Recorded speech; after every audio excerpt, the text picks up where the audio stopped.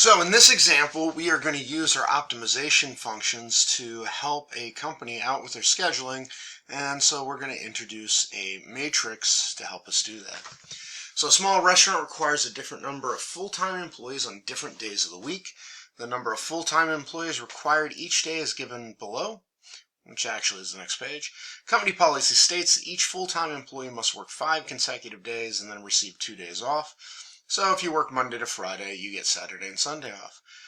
The company wants to meet its daily requirements using only full-time employees, so the objective is to minimize our payroll. So we're going to develop our linear programming spreadsheet that relates the 5-day shift to the daily number of employees available. Then we'll use Solver to come up with the fewest number of employees needed. So the restaurant wants to do a trivia night to boost demand one day of the week. So which day are we going to recommend? So we're actually going to do we're going to run the numbers, and we're going to do some analysis of the numbers. So the first thing that we need to do is we've always got those 3 things that we're looking for. So we've got our decision variables.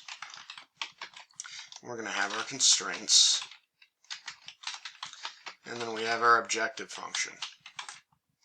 So let's start with the objective one. That's easiest. Let's move these down to add a little bit more room. So the objective, easiest, what are we trying to do? Well, we're trying to minimize the number of employees. And when we minimize the number of employees, we're minimizing payroll.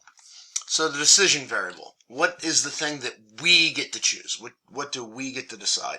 Well, what we're deciding is the number of employees working each shift.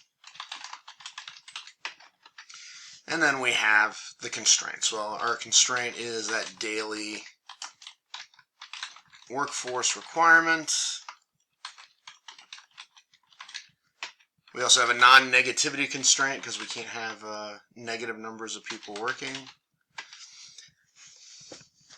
And we do have another constraint that's not really a constraint, which is they must work Monday to Friday. That's more of an input because that's not something we're going to drive. Okay, so how are we going to put this together? Let's go over to our model, and here we are. So we have a couple of things going on.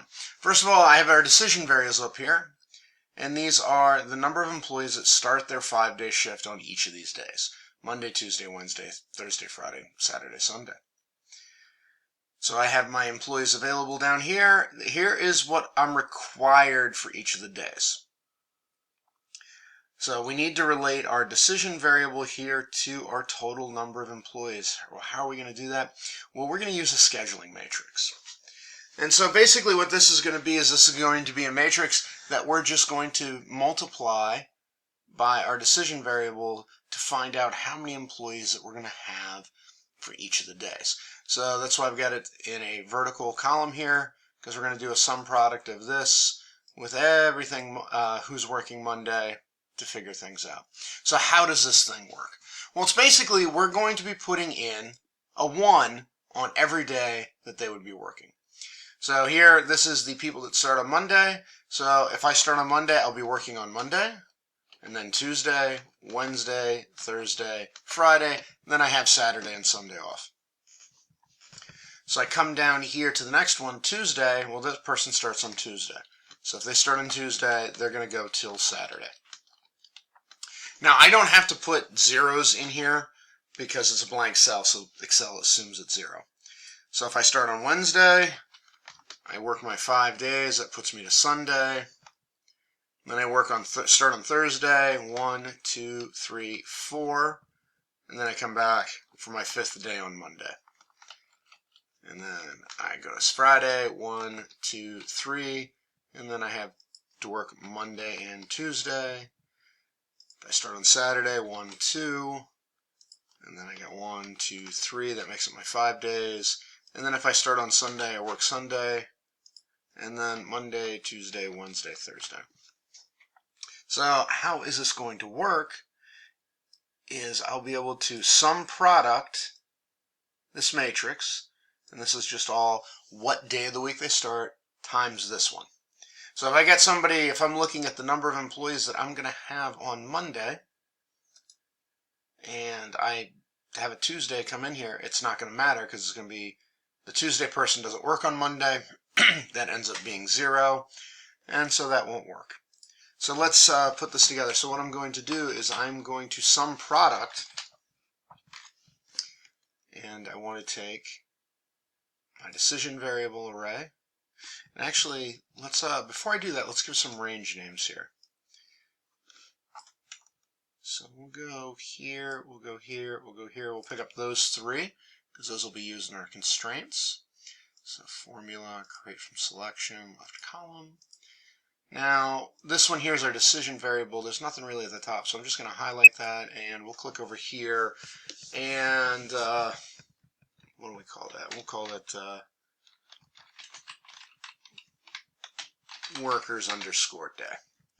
And so now that one is named workers underscore name. We'll come over here, range names, control B to bold. Well, I didn't hit B.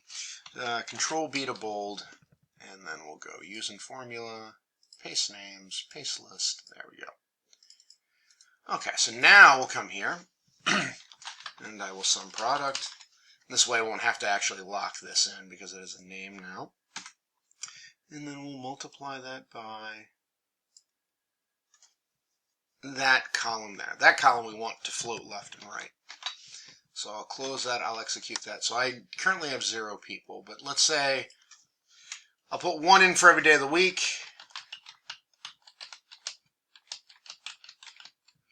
And you can see we'll need 5 people. We will have 5 people working on Monday, because if I have 1 person starting every day, well, the guy that starts on Monday, Thursday, Friday, Saturday, Sunday, those people will be working. The people that start on Tuesday and Wednesday have Monday off, so they won't be there. And so it doesn't matter if I put this to 10, you can see up, and it all takes care of itself. So this is how we would use that matrix. And then I'm just going to grab, I'm going to drag this over, click on one of these just to make sure everything's working like I wanted it to. So there we go. That's all pretty easy.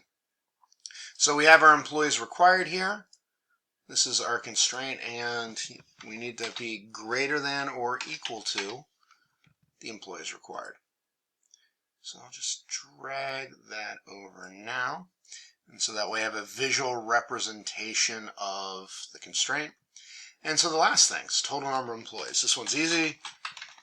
We just sum up all these employees, because this is just the number of employees that start on each day. All right, and so there it's set up. This one's a pretty simple one once we get this matrix put together.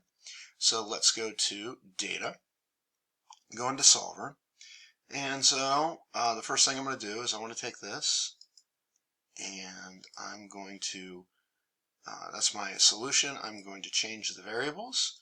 So I want to pick up the days of the workers. And then we only have 1 constraint. Well, 2 constraints.